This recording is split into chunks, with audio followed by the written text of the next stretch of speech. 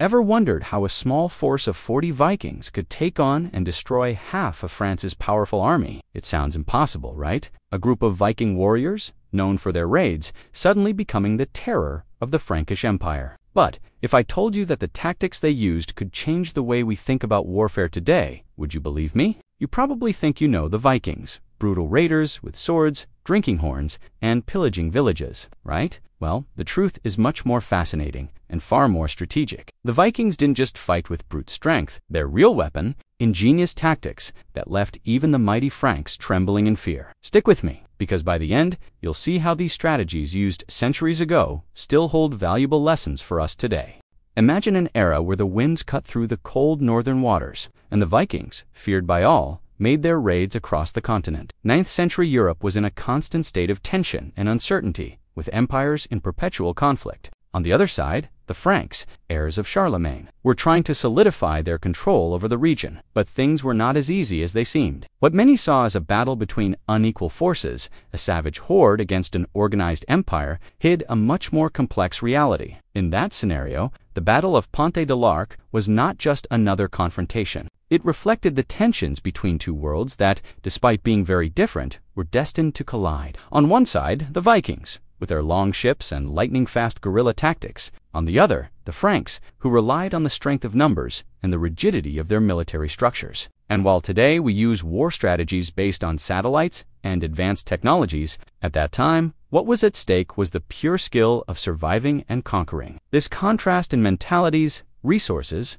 and strategies is what made the battle even more fascinating. It's interesting to think that had the Franks used today's technology, they might have had a much better prepared army to face a threat like the Vikings. But back then, imagination and ingenuity were everything. There were no drones or precision weapons, but warriors who could literally turn a simple battle into a real war of attrition, where elite forces on both sides had to rely solely on their physical abilities and strategies. And while the Franks were preparing to repel the invading forces, the Vikings, with their fast ships, continued to advance like a steel and iron tsunami. This dynamic of resistance and invasion, a bit different from modern warfare, shows how the ancients dealt with survival and territorial defense. And, as we'll see, this clash of cultures and practices would set the stage for one of the most fascinating battles of the Middle Ages. The Vikings, known for their brutality and maritime skills, excelled in quick attacks and fast retreats, creating an unpredictable type of warfare that challenged the organized forces of the Franks. In contrast, the Franks,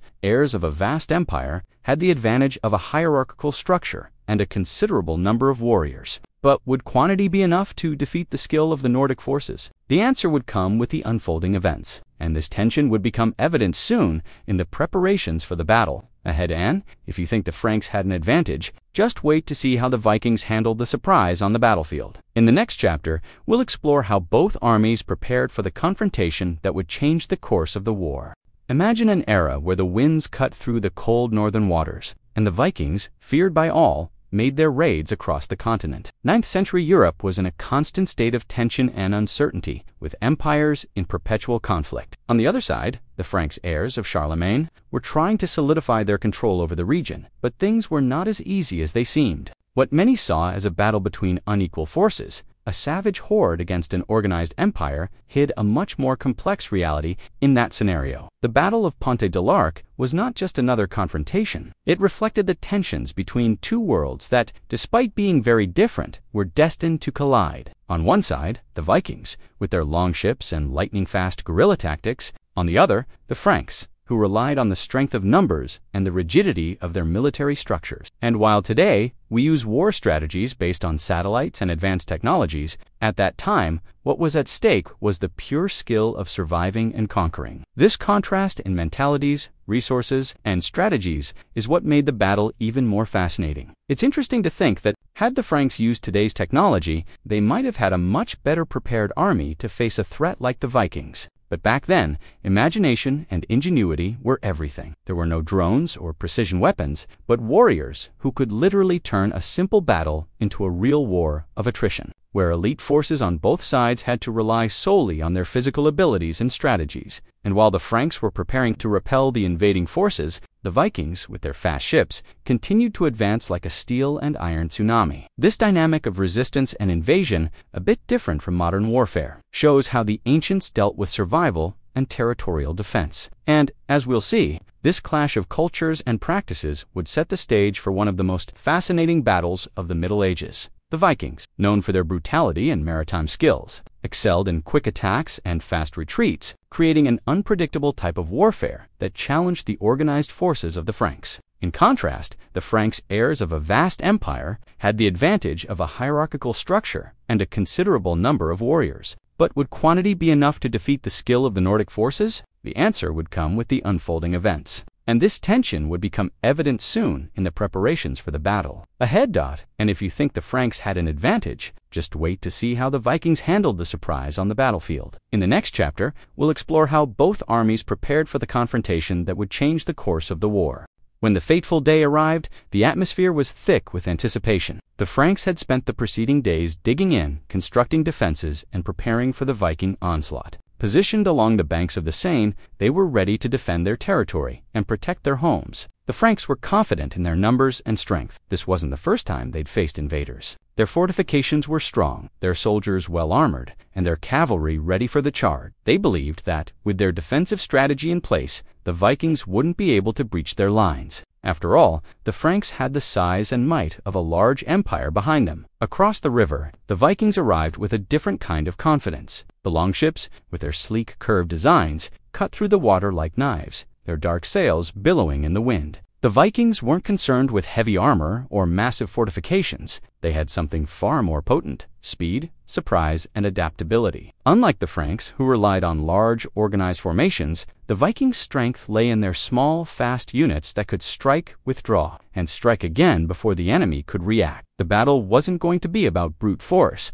but about strategy, and the Vikings were masters of the art of chaos. As the Vikings approached the riverbank, their ships scattered like shadows across the water, coming from various angles, making it impossible for the Franks to predict where the attack would come from next. The Franks were used to confronting threats head-on, with formations built to absorb charges and wear down the enemy over time. But they weren't ready for the lightning-fast strikes of the Vikings, whose small boats could dart in and out of the shallows. Launching quick assaults that left the Franks in confusion, the first attack hit hard and fast. The Vikings' longships approached from multiple directions, catching the Franks off guard. As they struck, the Viking warriors leaped from their ships and swarmed toward the Frankish defenses, hacking away with their axes and swords. They didn't need to engage in long battles. They needed to disrupt, unsettle, and cause chaos. The Franks, who were expecting a direct clash, suddenly found themselves surrounded on all sides. The attack didn't follow any predictable pattern, and that was the point. For every Viking who fell in the fray, another would spring from the shadows, continuing the assault with unrelenting fury. But the real test of the battle came at Pont de l'Arc, the narrow bridge crossing the Seine. It was here that both armies knew the fate of the battle would be decided. The Franks believed the bridge would be their stronghold,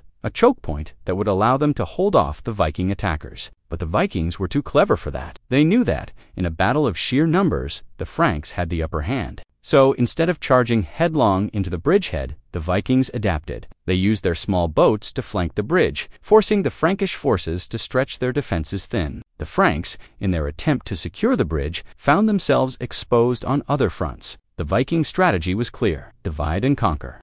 The battle at the bridge itself was intense, as both sides fought for control over the key crossing. The Franks tried to hold firm, using their cavalry to push the Vikings back, but the Viking raiders were relentless, never giving an inch. Their agility and cunning proved to be their greatest strengths. The Vikings would strike, then retreat, only to strike again from another direction, confusing the Frankish lines and leaving them vulnerable. The Franks, who had expected a drawn-out siege, were caught in a battle of attrition they weren't prepared for. Their heavy armor and slow-moving units made it difficult to keep up with the constantly shifting Viking attacks, but the real turning point came when the Vikings, recognizing the weakness in the Frankish lines, launched a concentrated attack. With terrifying precision, they attacked from multiple points simultaneously. The Franks, unable to maintain their defensive positions under such relentless pressure, began to falter. The Vikings knew how to exploit gaps in the Frankish defense, and once those gaps appeared, they pressed forward with a vengeance. The Franks, who had once believed they could withstand the Viking raid with their heavy fortifications, now found themselves overwhelmed. Their defensive strategy, while initially successful, couldn't cope with the fast-paced, unpredictable nature of the Viking assault. For the Franks, it must have felt like a nightmare come to life, fighting an enemy that refused to play by the rules. Their soldiers, weighed down by their armor and unable to keep up with the lightning-fast raids, were slowly being pushed back. The Vikings didn't care for traditional warfare, they cared about results. Their Shikanda tactics were proving to be far more effective than the Franks' disciplined, slow-moving formations. It was a lesson in flexibility and adaptability, one that the Franks would pay dearly for. The battle's crescendo reached its peak when the Vikings launched a final, devastating strike. The Franks, disorganized and disoriented, were forced to retreat. Their position on the battlefield, once thought to be impenetrable, had crumbled under the relentless assault. The Vikings, though fewer in number, had turned the tide with their superior tactics, forcing the much larger Frankish army to retreat in disarray. By the time the dust settled, the Vikings stood victorious. They had done what many thought impossible, defeating an army much larger than their own. But the victory wasn't just about the fight at Pont de l'Arc. It was about proving a point. The Vikings had shown that, in war, speed, surprise, and adaptability could trump raw numbers and heavy fortifications. The Franks, despite their size and strength, had been undone by an enemy who didn't follow the rules of traditional warfare. What followed in the aftermath of the battle would be just as important as the battle itself. The consequences of the Vikings' victory would resonate throughout the region. But the real question remained: could the Franks recover from this crushing defeat? And how would this encounter shape future conflicts? The Vikings had made their mark, but the war was far from over.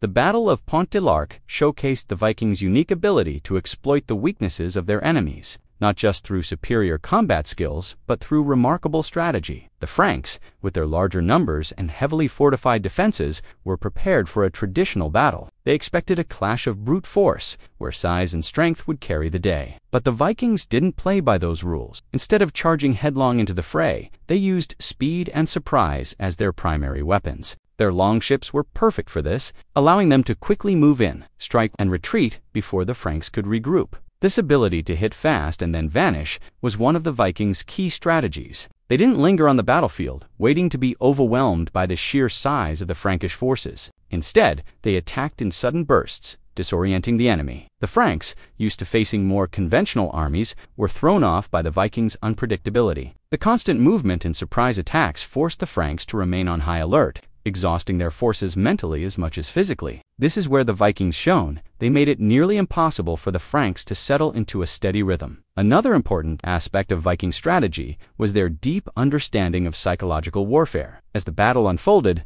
the Franks likely began to feel the pressure of not knowing when or where the next Viking attack would come from. This constant uncertainty drained their morale. For the Franks, accustomed to fighting in large, predictable formations, the Viking tactics were a nightmare. The Vikings didn't just attack, they created an atmosphere of tension and fear, which ultimately broke down the Frankish will to fight. The Vikings were also experts in adapting to the battlefield. As the battle progressed, they altered their tactics to exploit weaknesses in the Frankish lines. While the Franks stuck to their well-practiced defensive strategies, the Vikings flowed in and out, adjusting their positions with ease. It was like a game of chess, where the Vikings were always thinking 2 or 3 moves ahead. They didn't commit to a single strategy, but shifted constantly, making it difficult for the Franks to predict their next move. This adaptability kept the Franks off balance and in a constant state of reaction. In contrast, the Franks were more rigid. They had fortified positions and expected to use their heavy cavalry to break through Viking defenses.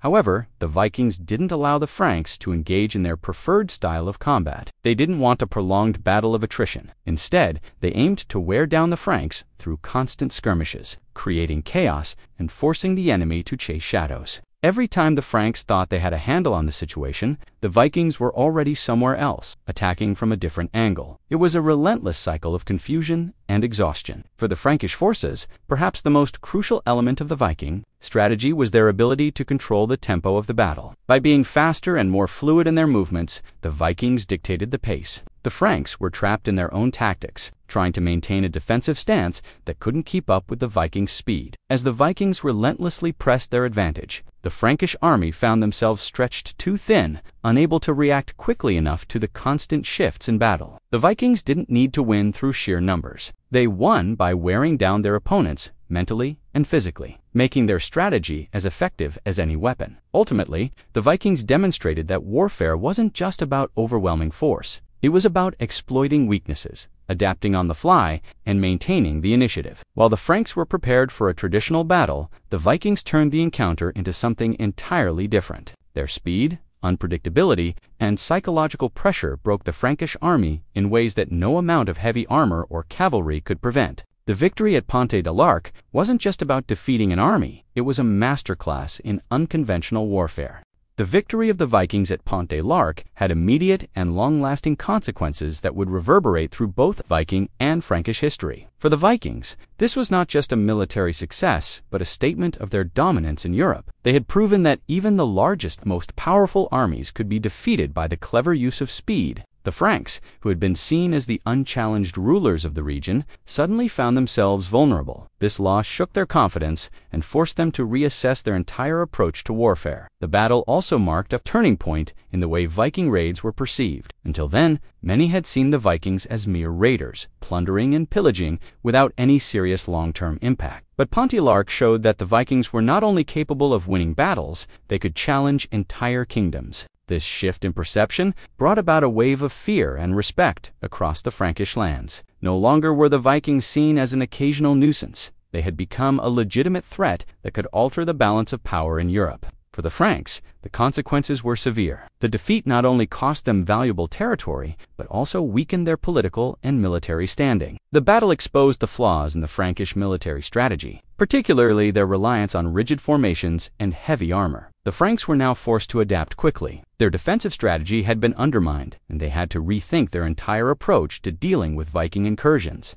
This defeat would lead to a series of reforms in the Frankish military, as they sought to adapt to the unpredictable and fast-moving nature of Viking warfare. The victory also had significant implications for the future of Europe. The Vikings, emboldened by their success, began to press further into Frankish territory, taking advantage of the disarray caused by their victory. Their raids and conquests disrupted the Frankish power structure, paving the way for the eventual establishment of Viking kingdoms in the region. The Franks, weakened and forced to reconsider their military strategies, were now on the defensive. This shift in power would influence the course of European history for decades to come. But the impact wasn't just about military power, it was also about the cultural and social implications. The Viking success at Pont de l'Arc brought them closer to the heart of Frankish society. It wasn't long before the Vikings began to settle in the lands they had once raided. As they integrated into local cultures, they left an indelible mark on the social and political landscape of Europe. Their influence began to spread, and over time, Viking traditions, governance, and even language became interwoven with those of the Franks and other European peoples. While the Franks were reeling from the loss, the Vikings were quick to capitalize on their victory. They expanded their territories, strengthened their alliances, and continued to push forward in ways that would have been unthinkable before the battle. The consequences of the victory at Pont de l'Arc weren't just military, they were geopolitical, cultural, and social. The Vikings had proven they were a force to be reckoned with, and the consequences of their victory would continue to shape Europe for years to come. The Battle of Pont de l'Arc offers more than just a fascinating historical account. It provides strategic lessons that are still relevant today. One of the most significant takeaways from the Viking victory is the power of adaptability. The Vikings didn't rely on overwhelming force or rigid tactics. Instead, they adapted to the ever-changing circumstances of the battle. In modern times, this concept is equally crucial, whether in business, military strategy, or even personal development. Being able to adjust to new situations and outthink your competition is often what makes the difference between success and failure. Another key lesson from this battle is the importance of psychological warfare. The Vikings understood that war isn't just about physical confrontation, it's about breaking your opponent's will to fight. By constantly shifting tactics and forcing the Franks into a state of perpetual uncertainty, the Vikings wore down not just their bodies, but their morale. In today's world, this could be seen in competitive environments, where the psychological pressure on opponents or rivals can sometimes be just as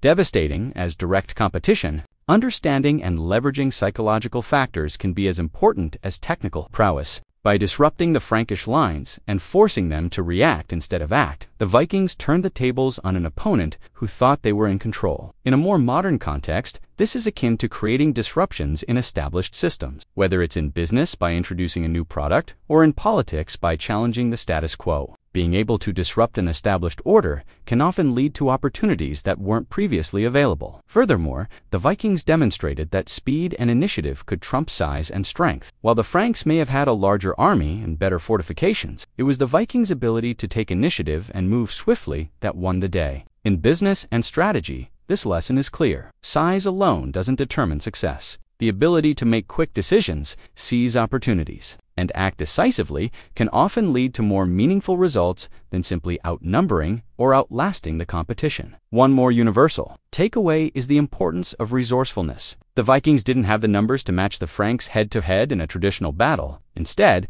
they used their resources, fast ships, skilled warriors, and flexible tactics to outmaneuver and outthink the enemy. This type of resourcefulness is crucial in any field. It's not always about having the most resources, but about how you use what you have to create an advantage. In today's fast-paced world, it's the companies and individuals who can think creatively and use their resources efficiently who come out on top. Lastly, the battle underscores the idea of leveraging surprise and unpredictability. The Vikings were able to create confusion by constantly shifting their approach, striking from unexpected angles, and not giving the Franks any time to settle into a rhythm. In modern terms, this is about staying ahead of the curve, whether through innovation or unpredictability in business or strategy. Keeping your opponents guessing and staying one step ahead can be the key to gaining and maintaining an edge in a competitive environment. The strategic lessons of Pont de l'Arc go beyond history. They're applicable in virtually every area of life. Adaptability, psychological warfare, the ability to create disruption, and leveraging speed and resourcefulness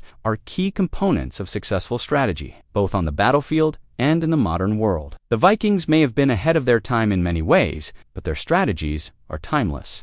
The victory at Pont de l'Arc didn't just mark a pivotal moment in the Viking campaign, it laid the foundation for a lasting legacy that would reshape the course of history. While the Franks initially underestimated the Vikings, this battle demonstrated that the Viking warriors were a force to be reckoned with, not just in raids, but in sustained campaigns of conquest. The success of this battle marked the beginning of a shift in power dynamics across Europe. The Vikings, emboldened by their victory, expanded their influence further into Frankish territory, pushing the boundaries of their settlements and fortifying their presence in the region. This victory served as a symbol of their ability to challenge the most powerful empires in Europe. The Vikings' triumph at Pont de l'Arc also had a profound impact on their reputation. Before the battle, they were often viewed merely as invaders and plunderers, a nuisance to the established powers of Europe. But the events at Pont de l'Arc proved that they were capable of much more. The Vikings were no longer just feared for their raiding parties. They had shown that they could win significant battles and control territory. Their reputation shifted from being merciless raiders to skilled tacticians and conquerors. This change in perception would allow the Vikings to establish lasting settlements and kingdoms throughout Europe, especially in regions like Normandy, which would eventually become a significant power in its own right. For the Franks, the consequences were not only had they suffered a devastating defeat, but the battle also revealed the flaws in their military strategy. The loss forced the Franks to reevaluate their approach to warfare, leading to reforms in their military structure. This shift in strategy was a direct result of the Vikings' ability to adapt and outthink them, forcing the Franks to confront the limitations of their own methods. But beyond the immediate military repercussions, the battle also had lasting political and cultural effects. The Franks would never again hold the same unchallenged dominance in Europe. The power dynamics had shifted, and this would continue to influence the trajectory of medieval European history. One of the most lasting aspects of the Viking victory was the impact it had on the European political landscape. Following their success, the Vikings increasingly became players in the geopolitics of Europe.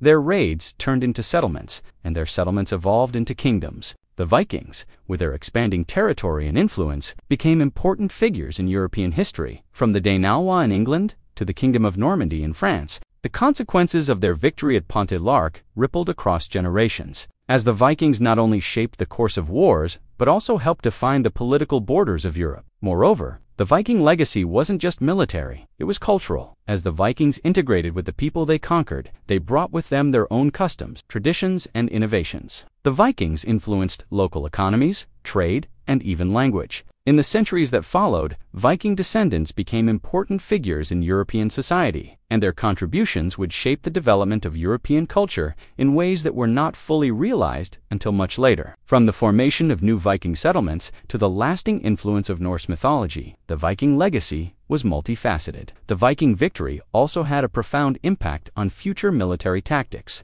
The lessons learned at Pont de l'Arc, especially the use of speed, surprise, and psychological warfare, influenced the way armies across Europe approached warfare for generations. The idea that an army could win not by sheer numbers, but by outsmarting and outmaneuvering the enemy became a principle that resonated in military strategies for centuries to come. In essence, the Vikings demonstrated that the most effective battles were often those fought with ingenuity rather than force. Even in the modern era, the legacy of the Vikings remains influential. Their impact on European borders, culture, and warfare is still felt today. Pont de l'Arc was more than just a victory in a medieval battle. It was a defining moment in the Viking story that set the stage for their rise as a formidable force in European history. The Viking legacy, shaped by this battle, continues to inspire fascination and admiration, proving that even the smallest forces can leave a lasting mark on history.